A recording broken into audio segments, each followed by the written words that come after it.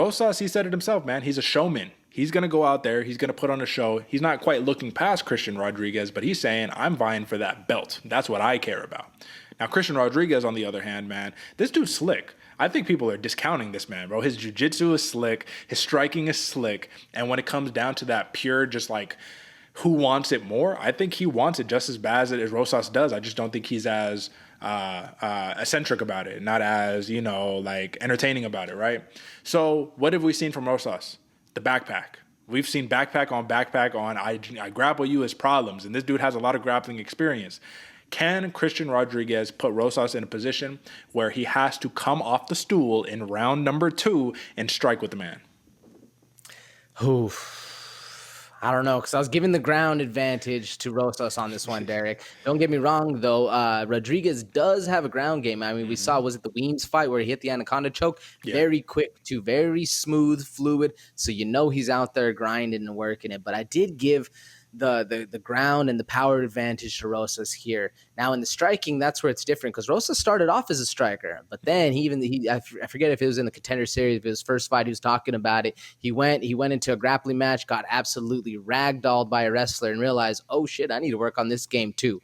Now, when that happens to you, you hold that one in your pocket. You keep that one for a day where you remember that, and then you work and you grind and you really go after it. So that's why I give that, because of that negative connotation, that negative story, that's why I give the advantage of that grittiness to Rosas over there.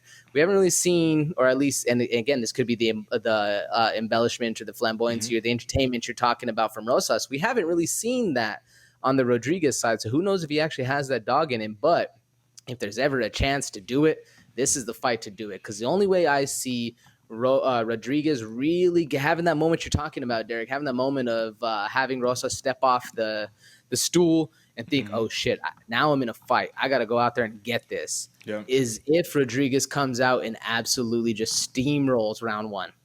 Puts him on his back, hits him with the left hand, drops him. Now Rosas is looking up, not exactly sure what's going on. He's having to defend a whole bunch of stuff.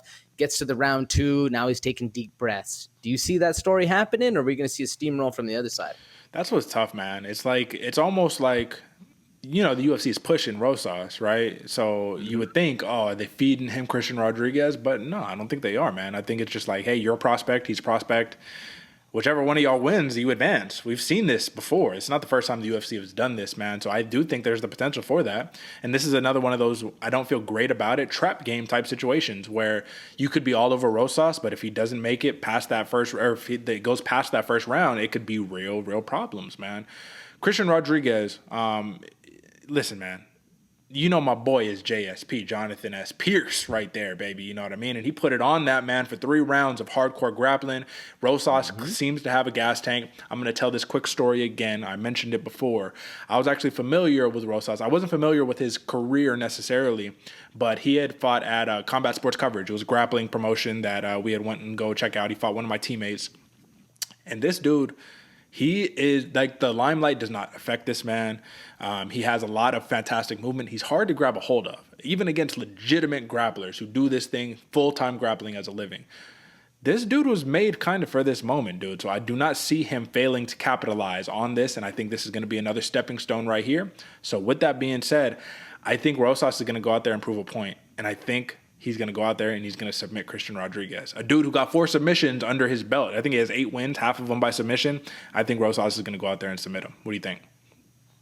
I mean, the odds makers agree with you, Derek. I think that's the most likely one. Personally, I think Rosas is going to come out here, shake the world, first round knockout. But that's not a discount of Christian Rodriguez. That's a no foul play at all, man, or no ill intention or anything like that, man. I think this is just, you're right. The limelight does not affect Rosas. Sometimes the stars align and then you eat a big left hand. That's what I think is going to happen here. I mean, all the push, all the media, all the attention is one way. It's up for Christian Rodriguez to grab what isn't his and run with it. So we'll see if it happens. But like I said, Derek, I'll let the cat out of the bag already, man. Yeah. Give me Rosas, give me a round 1, and I'm going for that plus 525. Not a lot of people know this dude is a striker or grew up a striker. But when you're from Mexico and on the streets, you got to use these hands. we'll see if it comes out to play.